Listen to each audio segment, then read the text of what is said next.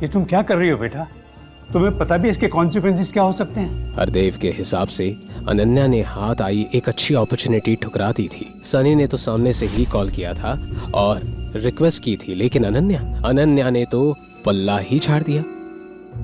Ananya designer boutique से बाहर आकर एक बेंच पर बैठ गई और उसने तुरंत अभिनव को एक मैसेज किया। दूसरी तरफ अभिनव फोन पर अकरम से बात कर रहा था। उन दोनों का प्लान था कि आज का लंच साथ में करते हैं। जैसे ही अभिनव ने फोन रखा, वैसे ही उसने देखा कि अनन्या ने उसे मैसेज किया है। अभी थोड़ी देर पहले भैया का कॉल आया था। वो मुझे कह रहे थे कि बीआर ग्रुप के साथ अब मुझे ही कॉर्पोरेशन करना है। मैंने उन्हें मना कर दिया। अब मुझे क्या करना चाहिए? जब अभिनव ने ये मैसेज पढ़ा तो उसका दिल खुशी के मारे गार्डन हो गया था। अभिनव को अच्छा लगा कि उसकी बीवी ने उसकी बातें सुनना और मनाना शुरू कर दिया। अब तुम्हें थोड़ा इंतजार करना चाहिए और परेशान मत हो। आज नहीं तो कल तुम्हारे भैया तुम्हें दोबारा कांटेक्ट करने की जरूर कोशिश करेंगे, लेकिन तुम्हें तब तक अग्री नहीं करना है जब तक वो तुमसे तुम्हारे फायदे की बात ना करें। उनकी कंडीशंस तभी माननी है जब वो तुम्हें कुछ दे।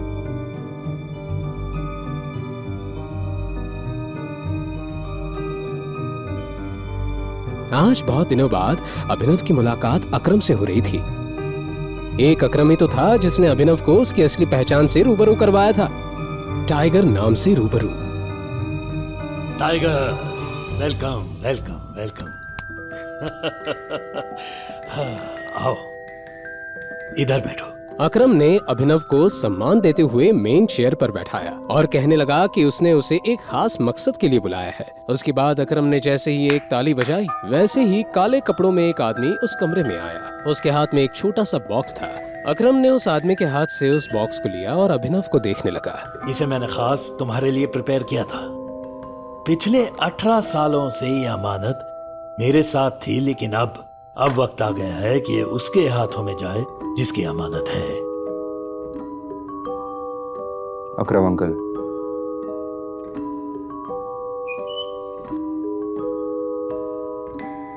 मैं ये अमानत नहीं ले सकता। स्पेशली मैंने तुम्हारे लिए इसे ढूंढा है और वक्त आने पर ये तुम्हारे बहुत काम आएगी। जैसे ही अकरम के मुंह से ये शब्द बाहर आए, वैसे ही उसका फोन बजने लगा। हेलो। फोन उठाने के बाद अकरम के एक्सप्रेशंस कुछ ज्यादा ही सीरियस हो गए थे। ठीक है, देखता हूं मैं। टाइगर, आई एम सॉरी, लेकिन मुझे लग रहा है तुम्हें लंच अकेले ही करना पड़ेगा। मुझे एक बहुत जरूरी काम आ गया है और उसे सेटल करने जाना है। लेकिन तुम मेरा ये गिफ्ट एक्सेप्ट करो। हाँ, इसे तुम मेरी तरफ से अपने बर्थडे का एडवांस गिफ्ट समझो। मैं समझ गया। अब जाइए, अपना काम कीजिए और इसे मैं एक्सेप्ट करता हूँ। Thank you in advance. ठीक है टाइगर, हम जल्दी साथ में लंच करेंगे। ओके? यही बोलते हुए अकरम उस कमरे से निकल गया। अभिनव की नजर उस छोटे से बॉक्स पर अटकी हुई थी। हल्की मुस्कान के साथ उसने उस बॉक्स को उठाया और अपनी जेब में डाल दिया। लंच में हर वैरायटी का खाना था, लेकिन अकरम का ऐसे जल्दबाजी में वहां से चले जाना अभिनव के लिए चिंता का विषय बन गया था। पता नहीं अकरम अंकल को अचानक से क्या काम आ गया। उम्मीद करता हूँ कि छोटा सा मैटर हो और आसानी से वो उसे सॉल्व कर ले। अपना लंच खत्म करने के बाद अभिनव अपनी एक इलेक्ट्रिक स्कूटर पर सीधा घर की तरफ निकल पड़ा। घर पहुंचने के बाद जैसे ही उसने उस बॉक्स को खोला, वैसे ही उसमें से एक अलग तरह की खुशबू आने लगी। उस खुशबू को सूंघकर अभिनव का दिमाग हिल गया था। उसकी स्मेल उसे काफी लुभावनी लग रही थी। उस बॉक्स में एक कैप्सूल थी। उसे देखकर अभिनव के मन में कई तरह के सवाल नाचने लगे थे। क्या है ये? क्या ये सच में कोई दवाई है? क्या सच में इसे खाने के बाद शरीर में ताकत आ जाएगी? लेकिन ये कोई जड़ी बूटी वाली पिल की तरह लग रही है। कहीं ऐसा तो नहीं अकरम अंकल को किसी ने बेवकूफ बना दिया हो? अभिनव ने तय किया कि वो उस दवाई को लेगा। उसने जैसे ही उस पिल को अपने मुंह में रखा, उसे पानी की जरूरत ही नहीं पड़ी। वो कैप्सूल तुरंत ही मेल्ट हो गई और उसके गले से नीचे उतर गई। वो एकाएक चौंक गया। हालांकि अकरम उसे किसी भी तरह नुकसान नहीं पहुंचाना चाहता था, लेकिन फिर भी अभिनव को लग रहा था कि उस पिल में कुछ तो गड़बड़ है। बिना सोचे समझे उसने ये पिल तो ले ली थी, लेकिन कहीं अब अभिनव मर तो नहीं जाएगा कि तभी अचानक से उसे अपने पेट में एक तेज दर्द का एहसास हुआ। कुछ ही सेकंड्स में उसका पूरा शरीर कांपने लगा और देखते ही देखते अभिनव बेहोश हो गया।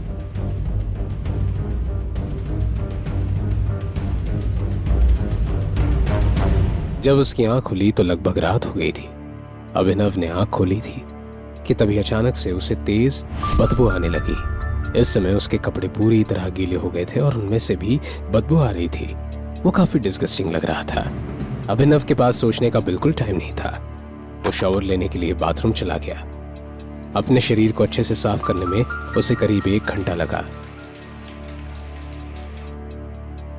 नए कपड़े पहनकर वो बाथरूम से बाहर आए। बेहोश होने के बाद जिस जगह पर वो गिरा उस जगह पर येलोइश कलर का लिक्विड जम गया था। वहां से और भी ज्यादा बदबू आ रही थी और उसे साफ करने में अभिनव को और आधा घंटा लगा। अकरम अंकल को किसी ने बेवकूफ़ी बनाया है। ताकत वाकत तो छोड़ो, दर्द अलग दे दिया है, ऊपर से ये बदबू। मुझे तो अभी ये भी नहीं पता कि इस दवाई के और कितने साइड इफेक्ट्स होंगे। जैसे ही कमरे की सफाई हुई वैसे ही अनन्या और हरदेव घर आ गए। अच्छी शॉपिंग होगी ना आज, है ना? और टाइम पर भी हो गए, एकदम टाइम पर। तुमने खाना बना दिया? दरअसल मुझे काम था तो मैं खाना नहीं बना पाया। मैं सोचता था क्यों नहीं आज हम बाहर खाना खाने चल रहे हैं। अच्छा, आज से पहले तो ऐसे बहाने सुनने को मिले नहीं थे। अरे सारा दिन घर पर रहते हो, काम धाम करने का कुछ है नहीं। लगता नहीं आजकल साहबजादे कुछ ज्यादा बिजी रहने लगे हैं। अनन्या को भी अभिनव की बात कुछ हजम नहीं हुई, लेकिन अभी कुछ दिनों से अभिनव का बदला रूप देखकर अनन्या अभिनव से चिढ़ नहीं सकती थी। इसलिए अनन्या ने कहा, एक्चुअली दादाजी, मैं भी सोच रही थी कुछ दिनों से क्यों ना हम खाना खाने बाहर चले।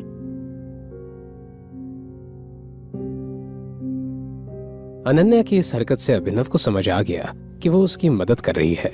अभिनव का दिल गार्डन गार्डन हो गया।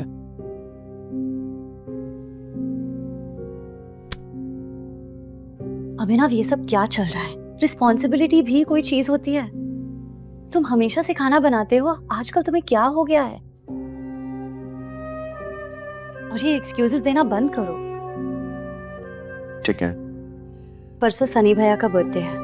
2 दिन के अंदर उनके लिए एक अच्छा गिफ्ट लाना है, सस्ता सामान नहीं, और 1000 बार सोच लेना खरीदने से पहले, नहीं तो हमेशा की तरह मुझे एम्बैरेस होना पड़ेगा। रंगरेज रेस्टोरेंट, सनी सिंह के जन्मदिन वाला दिन। अभिनव, अनन्या, हरदेव सभी वेन्यू पर अलग अलग पहुंचने वाले थे क्योंकि सभी को सनी के लिए तोहफे लेने थे।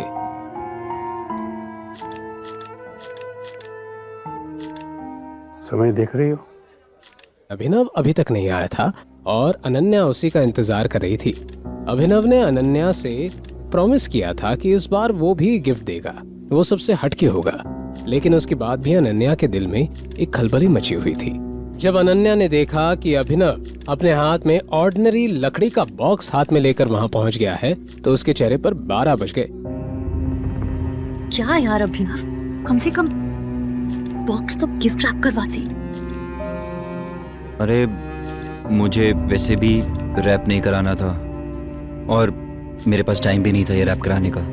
खैर छोड़िए ना, क्या फ़र्क पड़ता है कि ये बॉक्स कैसा है, बॉक्स के अंदर सामान क्या है वो मैटर करता है ना। अब जब सभी लोग भैया को गिफ्ट देने लगे तब इस बॉक्स को उन गिफ्ट्स के साथ रख देना।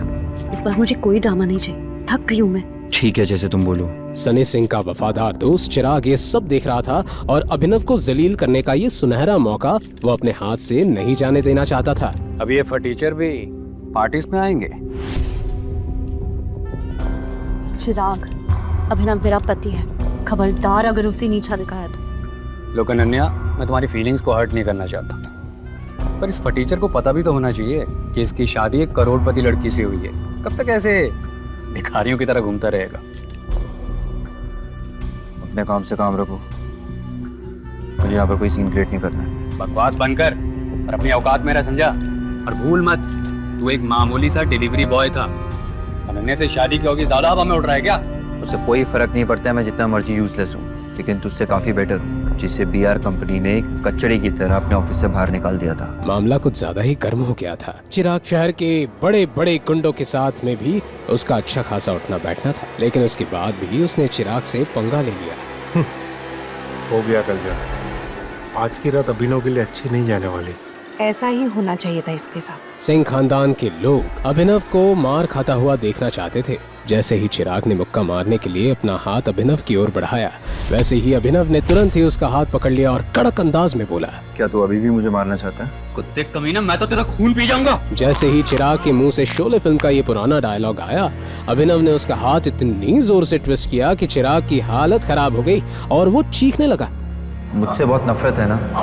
घिन आती है मुझसे। तो मेरा हाथ तुझे लगेगा तो खुद से भी घिन आएगी। अपनी ताकत का ऐसा अंजाम देखकर अभिनव खुद चौंक गया था। इतनी ताकत अचानक उसमें कैसे आई? कहीं ये अकरम से मिली कैप्सूल का कमाल था? दूसरी तरफ चिराग दर्द से छटपटाते हुए जमीन पर पड़ा था। ये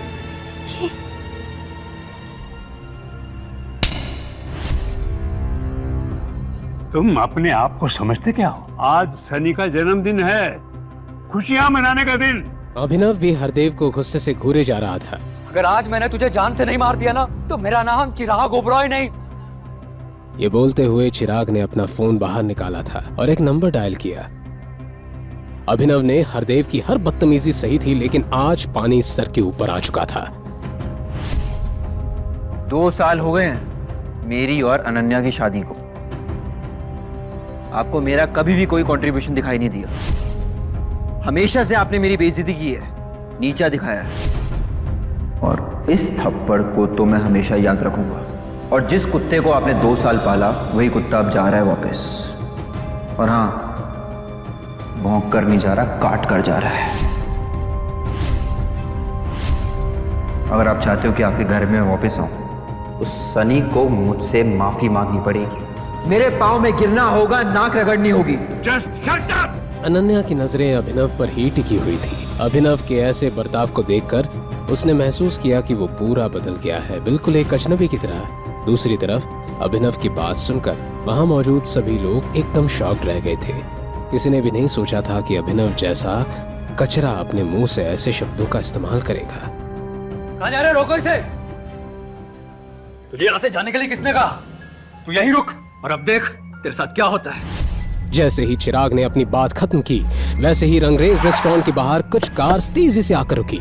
चिराग ने अभिनव की जान की सुपारी शहर के सबसे खतरनाक गुंडे इरफान को देती थी।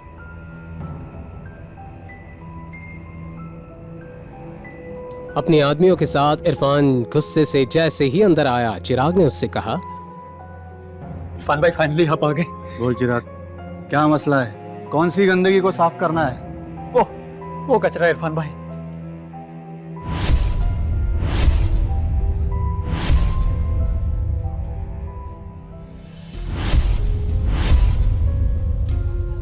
तो तुम हो जिसने मेरे भाई को मारा है।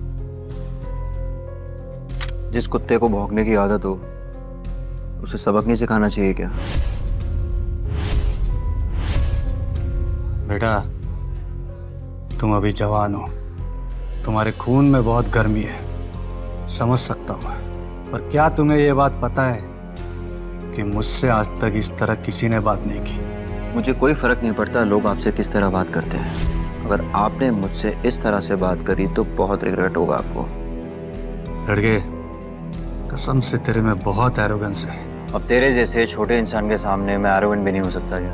अभिनव के चेहरे पर ना तो कोई डर था और ना ही कोई शिकन। ऐसा लग रहा था जैसे उसके शरीर में कोई भूत आ गया था। तूने अब भी मुझे नहीं बचाना इरफान, याद कर। इरफान भाई अभिनव को घूरने लगे थे, पता नहीं क्यों, लेकिन इरफान भाई को अभिनव को जाना पहचाना सा लग रहा था। तेरी हिम्मत कैसे हुई ऐसी बात करने की? मैं देखता हूँ इसे।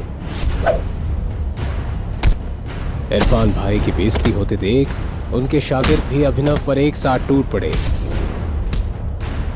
इस हाथापाई में अभिनव की उंगली से एक रिंग नीचे गिर गई और लुढ़क कर इरफान भाई के कदमों में आकर रुकी। उस रिंग को जब इरफान भाई ने उठाया तब उन्हें लगा जैसे उन्होंने अंगारों पर पांव रख दिया।